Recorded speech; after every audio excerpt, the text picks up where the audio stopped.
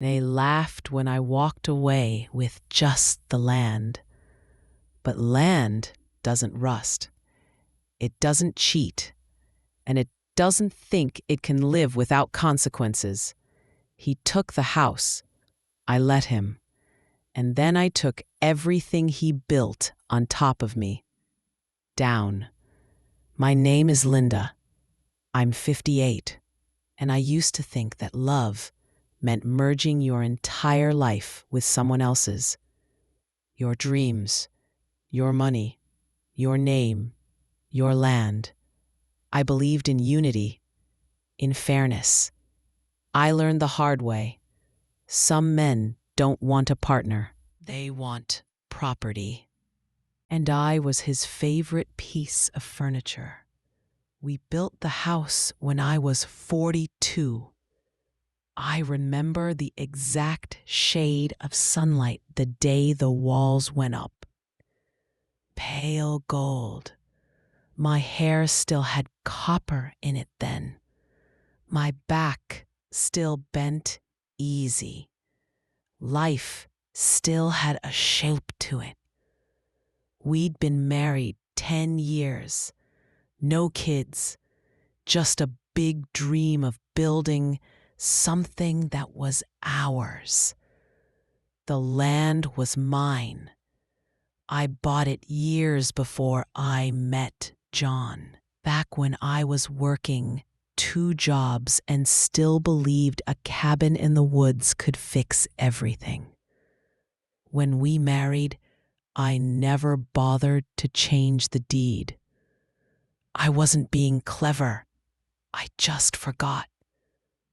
The house, though, we signed that together. Well, mostly him. He made most of the money by then. I handled the groceries, the bills, the garden, the things people forget to value. He called me his anchor.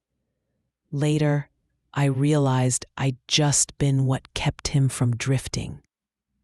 Until the affair started like most do, subtle, stupid, and wearing perfume too sweet for a woman her age.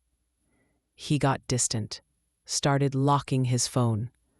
Late nights became business trips. I confronted him once. He denied. I asked again. He yelled. Then, finally, he didn't even hide it. He just said, "You're not what I need anymore." Not who, what. Divorce was fast and brutal. His lawyer was slick. Mine was tired. And me? I was just numb. In the split, I lost the house.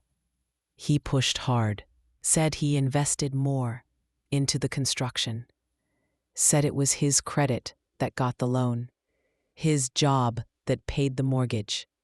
I almost laughed when the judge gave it to him. He looked so proud, like a little boy winning a plastic trophy. But he didn't ask about the land. Didn't even think to. I signed the house over, packed a single suitcase, looked him dead in the eye and said, "I hope your foundation holds." Then I walked, not away, down, deeper, quieter, waiting. I moved into a rented trailer an hour away. Not much to look at. Vinyl siding, squeaky floorboards, a fridge that groaned louder than wind. But it was quiet and mine. No memories in the walls, no footsteps reminding me of who I used to be. Just dirt and distance. John, meanwhile, was living his best second adolescence, remodeling the kitchen, posting selfies with his new beginning.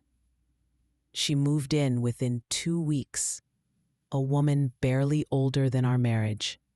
Blonde, bouncy, probably thought she was starting fresh. She didn't know she was standing on a ticking bomb. Every month, the property tax bill came to my name. Every month I paid it with a smile, because the land was mine, and he never even asked. I let him build, let him boast, let him pour tens of thousands into my dirt. The irony tasted like honey. Then, 6 months later, I got a call. "Hi, this is Becky from Blue Ridge Title Services. We're trying to refinance the property at 182 Pine Hollow Drive, and we've run into an issue." She was so polite, so clueless. I played dumb. "Oh?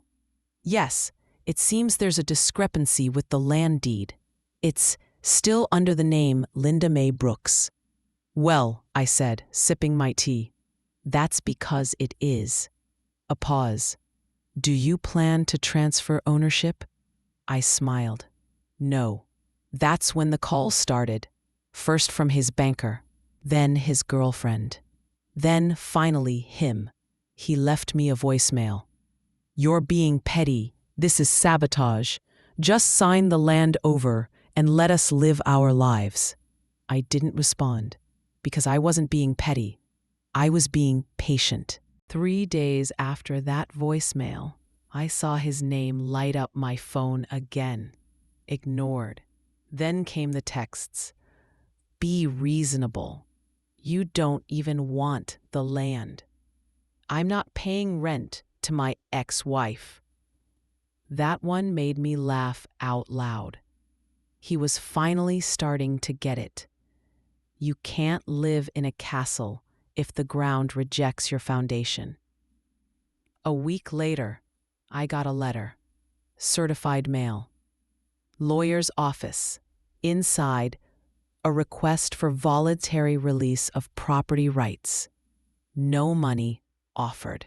Just a polite request to allow for peaceful occupancy and financial clarity. I framed it. Then I made a call. Janice LeBlanc wasn't just a lawyer. She was a divorce hurricane.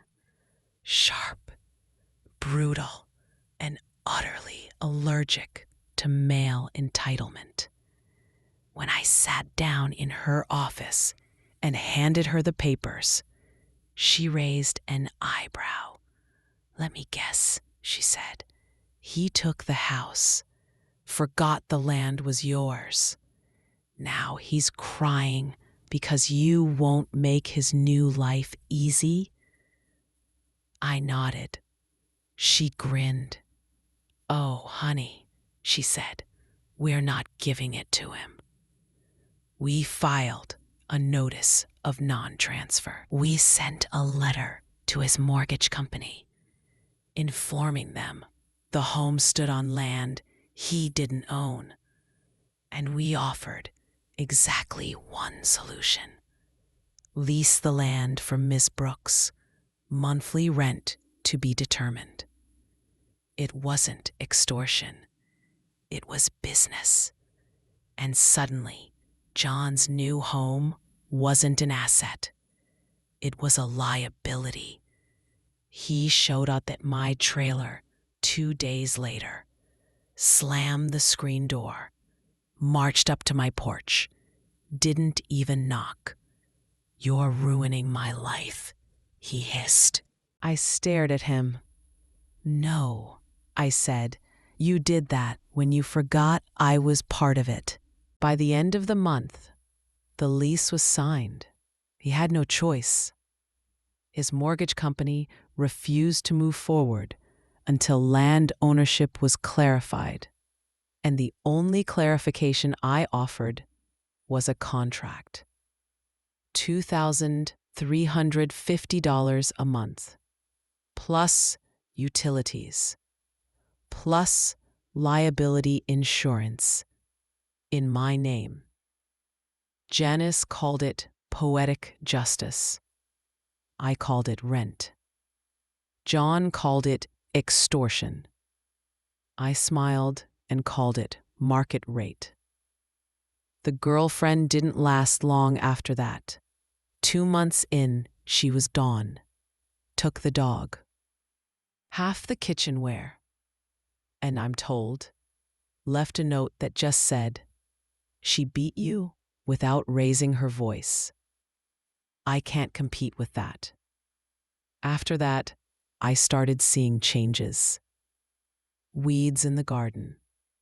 No more remodel updates on his Facebook. Porch lights off by 8 p.m. Something about losing power and dignity seems to dim a man. He started paying late and skipping, then begging to renegotiate. I didn't answer the first email or the second. By the third, I sent a single sentence back. "Please speak to my attorney." No emotion, no pity, just policy. Friends asked me if I felt bad, if this was all too much. I told them the truth. I felt clean. I hadn't raised my voice. I hadn't thrown anything. I hadn't cursed him out in court. I'd simply let the truth breathe.